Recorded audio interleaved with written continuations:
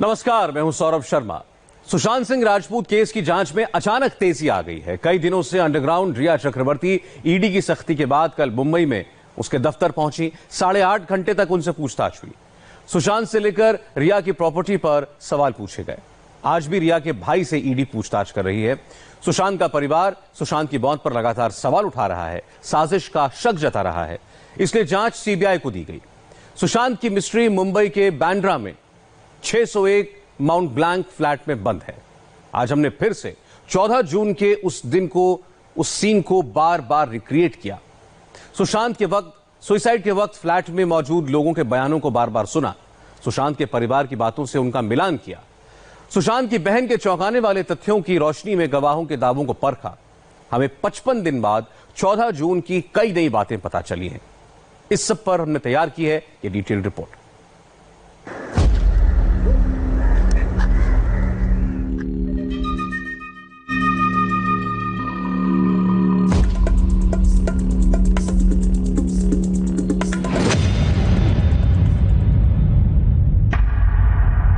एक मौत,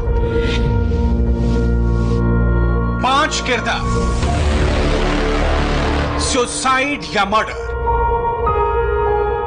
कौन जिम्मेदार?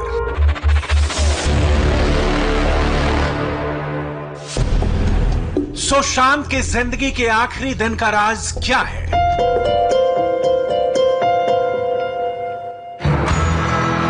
चौदह जून को सुशांत के कमरे में सबसे पहले कौन घुसा?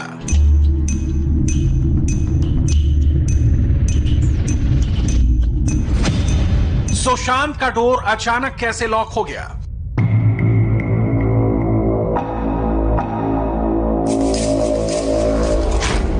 बहन के आने से पहले क्यों उतारी डेड बॉडी?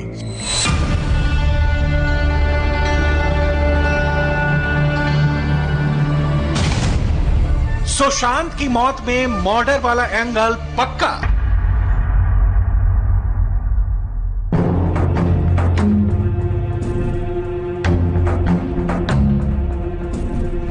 मुंबई के बांद्रा में माउंट ब्लैंक सोसाइटी में सुशांत के डुप्लेक्स फ्लैट में 14 जून को क्या क्या हुआ, उसने किस किस को बुलाया था, किस किस से वो मिला, क्या कुछ हुआ 14 जून को, उसकी एक एक डिटेल हम आपको बताएंगे। यानी सुबह से लेकर शाम तक वहां पर कौन कौन मौजूद था, क्या कुछ सुशांत सिंह राजपूत ने खाया पिया, उसकी एक एक डिटेल, ऑथेंटिक डिटेल हम आप तक पहुंचाएंगे, आपको बताएंगे, क्योंकि वो तमाम लोग जो उस दिन उस फ्लैट में मौजूद थे, उन्हीं की जुबानी हम आपको ये तमाम बातें बताएंगे। यानी 14 जून को क्या कुछ सुशांत ने खाया पिया, किन किन लोगों से उसने बात की, इसको हम आप तक पहुंचाने के लिए हमें पूरे सीन को, उस फ्लैट के अंदर क्या क्या हुआ, उसको रिक्रिएट करना होगा। आज आपको सुनाएंगे 14 जून की सबसे बड़ी गवाही, दिखाएंगे 14 जून का सबसे नया एविडेंस।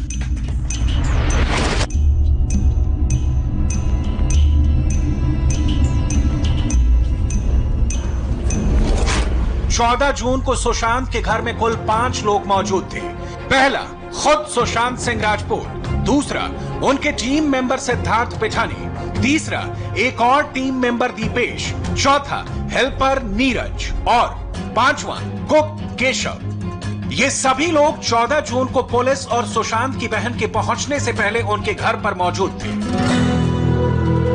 सुशांत की मौत वाले दिन के बारे में भी इन सभी गवाहों का यह कहना है कि उस दिन सुशांत सिंह राजपूत का बेडरूम अंदर से लॉक था और बहुत आवाज देने के बावजूद उन्होंने दरवाजा नहीं खोला था।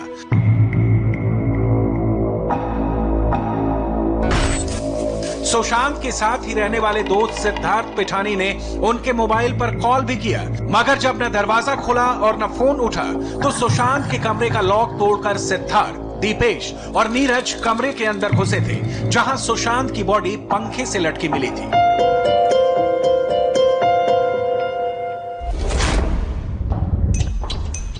सुशांत की मौत वाले दिन उनके घर में एक छठे किरदार की भी एंट्री हुई थी और वो शख्स था सुशांत के कमरे का ताला तोड़ने वाला। लॉक तोड़ने वाले की गवाही इस केस में अहम हो जाती है, क्योंकि उसने सुशांत के कमरे का ताला तो खोला ही, मगर उसे अंदर नहीं जाने दिया गया।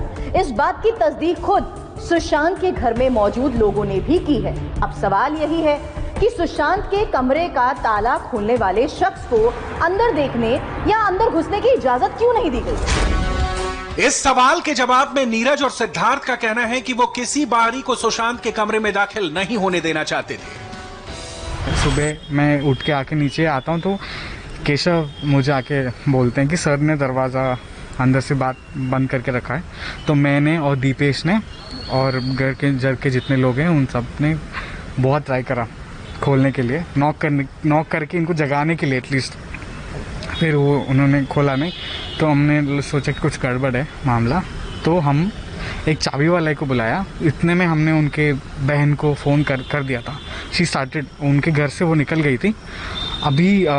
तो चाबी वाला आया, दरवाज़ा खोला और हमने चाबी वाले को भेज दिया और then we enter the room. Then I found him in that state like hang. चाबी वाला आया तो चाबी वाला से उसने बोला अगर लॉक तोड़वाओगे तो 5 मिनट लगेंगे, अगर चाबी बनवाओगे तो 1 घंटा। तो उन्होंने बोला तोड़ दो, हम लोगों ने बोला जैसे रहेगा तोड़ दो। उसने 5 मिनट में लॉक तोड़ दिया तो हमने उसको भेज दिया, गेट मत खोल जा। बंद कमरे और लॉक केस गुत्थी से कई सवाल उठ रहे हैं। क्या सुशांत ने दरवाजा अंदर से लॉक किया था? क्या प्लानिंग के साथ सुशांत को मार दिया गया? पहले आप यह समझिए कि 14 जून की सुबह से क्या क्या हुआ था। 14 जून को सुशांत सुबह 6 बजे ही उठ गए थे। सुबह वर्कआउट करने के बाद सबसे पहले उनकी मुलाकात घर के हेल्पर नीरज सिंह से हुई थी, जिससे उन्होंने ठंडा पानी मांगा था। इसके बाद घर में सुशांत की मुलाकात घर के कुक केशव से हुई, जो उनसे यह पूछने गया था कि नाश्ते में क्या बनेगा। तब सुशांत ने सिर्फ नारियल और अनार का जूस मंगाया और उसके बाद अपने कमरे में चले गए। से बाहर से मैं सफाई कर रहा था तो सर एकदम बाहर आए। उस दिन सुबह जल्दी उठ गए थे सर, 6 बजे उठ गए थे। तो अपना टेरिस पे वॉक कर रहे थे, ठीक था, हैप्पी माइंड था, बिल्कुल ठीक थे। तो बाहर आए तो मेरे को बोला नीरज मेरे को ठंडे पानी दो। मैंने कहा ओके सर अभी लेके आता हूँ। तो मैं भाग के गया तो मैंने ठंडा पानी लेके आया, तो उन्हें मैंने ठंडा पानी दो। तो पीने के बाद सर को गिलास दे दिया, सर ने मेरे को गिलास दे दिया। तो सर ने बोला सब ठीक चल रहा सफाई? मैंने कहा हाँ सर बिल्कुल। तो स्माइल दिया फेस में, ठीक मूड था। हमारे माइंड में कुछ था ही नहीं कि ऐसा कुछ जो भी ठीक था। तो सर चले गए। तो उसके बाद मैं नीचे, वो मेरा लास्ट टाइम था जो सर से लास्ट टाइम था, लास्ट दिन था जो मैं मिला था सर से। ये सुबह की बात है? हाँ सुबह मॉर्निंग की बात है, 8 बजे के आसपास की बात है। ठीक है, हम 4 जने थे, केशव था, मैं था और सिद्धार्थ था और दीपेश था और सर थे और कोई नहीं था। हम ही 5 लोग थे घर पे सर को मिला के। सर हैप्पी मैन थे। और उसके एक दिन पहले सर ने लंच में खाना खाया था, नाइट में नहीं खाया था, उनका मन नहीं था। तो नाइट में उन्होंने मैंगो शेक जूस पिया था। उन्होंने कहा मैंगो शेक दे दो, इसमें हो जाएगा, मेरा मन नहीं। हमने कहा ओके सर। यानी ना तो सुशांत ने 14 जून की सुबह ब्रेकफास्ट किया और ना ही उन्होंने 13 जून की रात डिनर किया। 13 जून की आधी रात को उनकी नींद खुल गई थी और तभी उनकी सिद्धार्थ पिठानी से आखिरी मुलाकात हुई थी। उस समय सुशांत ने सिद्धार्थ से देर तक जागने की वजह भी पूछी थी।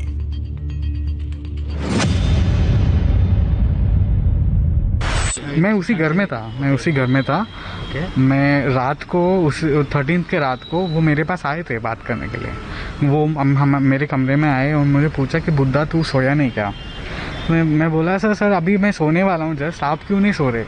तो उन्होंने यही बोला था, लास्ट उन्होंने ये बोला था मुझे मेरी नींद खुल गई तो इसीलिए मैं अभी जग गया हूँ, मैं अभी जा रहा हूँ सोने, तू भी जा सो जा। Good night sir, good night sir. ये आखिरी था। 13 जून की रात सुशांत सिंह राजपूत जल्दी सोने चले गए थे, लेकिन आधी रात को उनकी नींद खुली।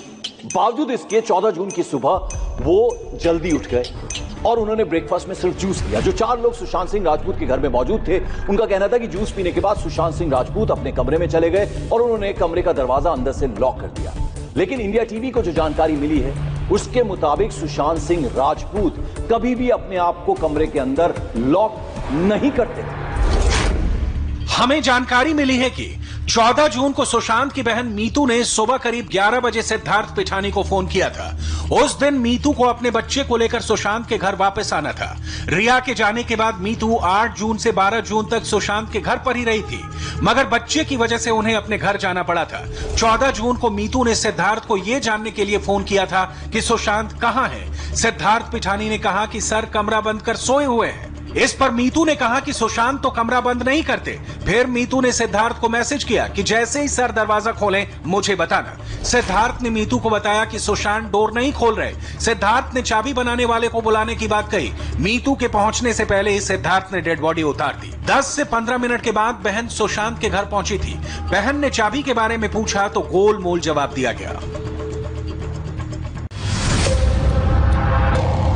सुशांत के कमरे की लॉक की ये सनसनीखेज जानकारी हमें सुशांत के परिवार से ही मिली है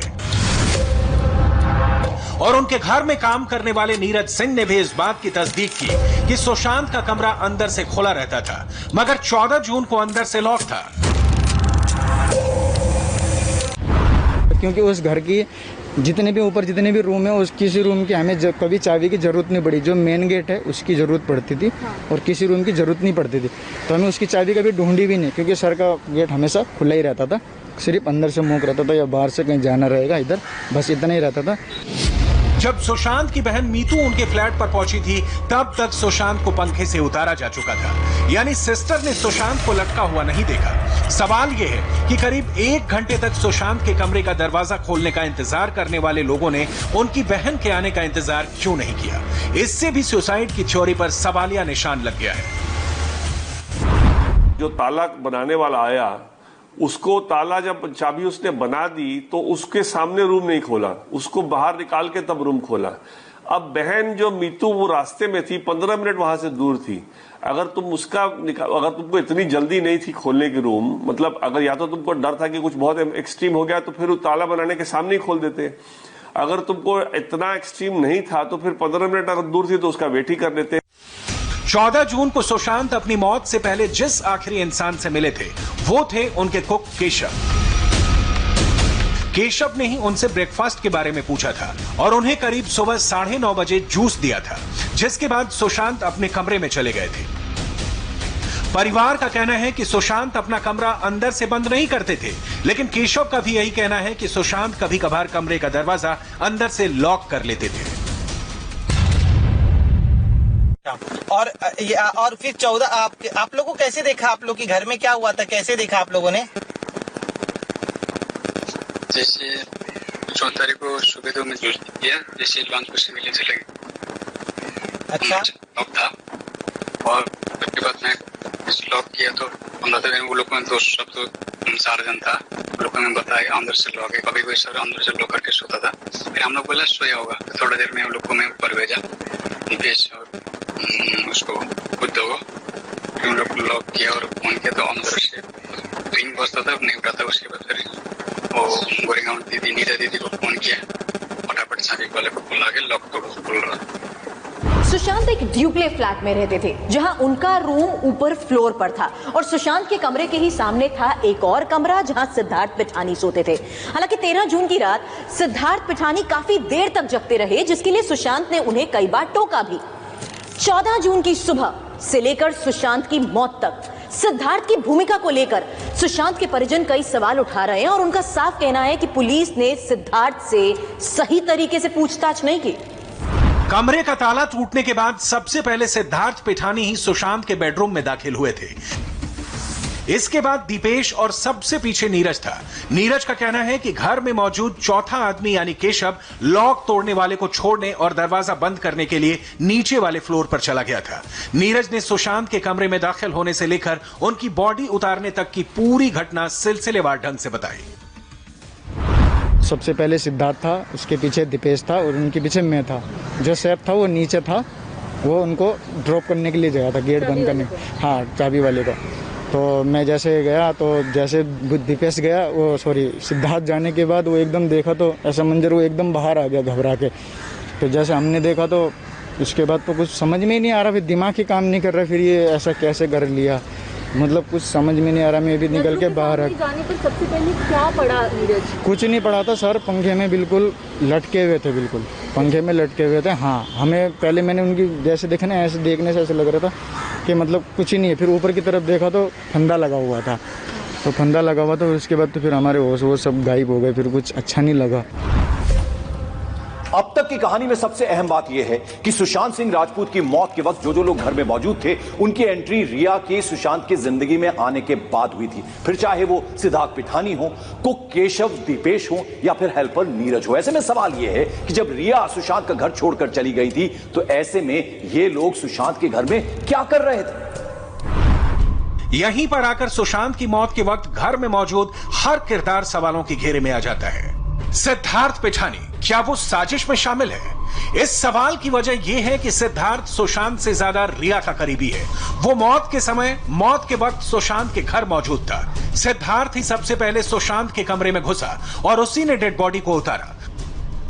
मुंबई पुलिस की पूछताछ के बाद वो हैदराबाद चला गया। क्या नीरज साजिश में शामिल है? क्योंकि नीरज भी मौत के वक्त सुशांत के घर मौजूद था। उसने घटना की तो पूरी जानकारी दी, मगर रिया और सुशांत के रिलेशनशिप पर पूरी तरह से चुप रहा। दोनों के बीच झगड़े की बात भी वो छुपा गया। क्या सुशांत का कुक केशव मौत से जुड़ी किसी साजिश में शामिल है? केशव को रिया के आने के बाद ही सुशांत के घर में नौकरी मिली थी। उसने भी रिया और सुशांत के रिश्ते पर चुप्पी ओढ़ रखी है। इस पूरे मामले का सबसे रहस्यमय किरदार है दीपेश, जो घटना वाले दिन सुशांत के घर पर था, लेकिन वो सामने नहीं आ रहा। कहा जाता है कि दीपेश को रिया ने सुशांत पर नजर रखने की जिम्मेदारी दे रखी थी, और सबसे अहम गवाह ताला तोड़ने वाला वो शख्स जो अब तक सामने नहीं आया है।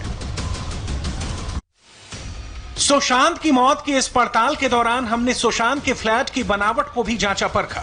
2 मंजिलों के इस फ्लैट में पहले फ्लोर पर ड्राइंग रूम, डाइनिंग रूम और एक्स्ट्रा सिटिंग स्पेस है। इसके अलावा पहले फ्लोर पर ही एक बड़ा सा किचन भी है। सुशांत का अपना बेडरूम और दूसरे बेडरूम दूसरे फ्लोर पर है। सुशांत ने ये फ्लैट कुछ महीने पहले ही किराए पर लिया था, जिसकी लीज 2022 तक की थी। सुशांत के बेडरूम को देखें तो उनके बेड और सीलिंग के बीच इतना फासला नहीं था कि कोई उसके पंखे से लटक कर सुसाइड कर सके।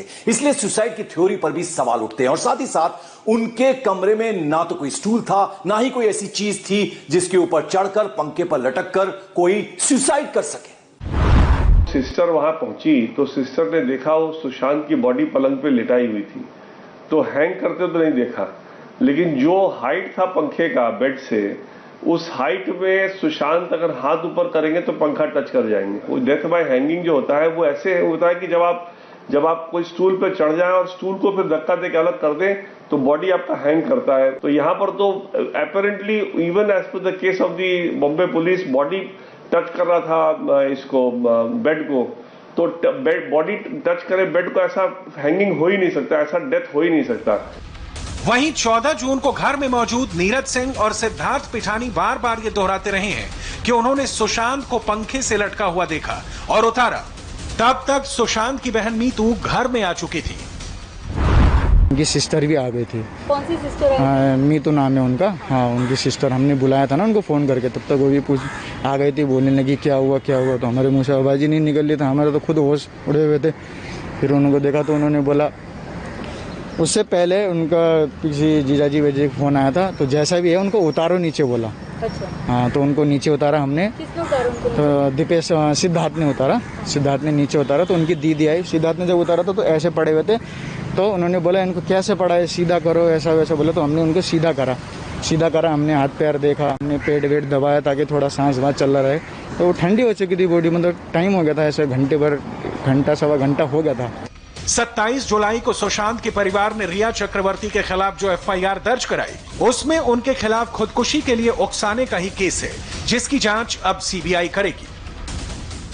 सुशांत की मौत को 54 दिन बीत चुके हैं। मुंबई पुलिस अभी तक 56 लोगों के बयान ले चुकी है, और इन बयानों और मुंबई पुलिस की तफ्तीश के बाद सुशांत सुसाइड मिस्ट्री सुलझने की बजाय और उलझ गई है। सुशांत की मौत की जांच बॉलीवुड में नेपोटिज्म के साथ शुरुआत इसकी हुई थी, और अब परिवार के सदस्य इस मौत के पीछे मर्डर का शक जता रहे हैं। मामला CBI के पास पहुंच चुका है, इसलिए सुशांत के परिजन के साथ साथ देश को उम्मीद है कि अब सच जरूर सामने आएगा। तो ये पूरी तफ्तीश आपने देखी। ब्रेक के बाद देखिए कैसे खत्म हुई रिया की लुक्का छिपी, कैसे खुलने वाले हैं रिया के अनगिनत राज।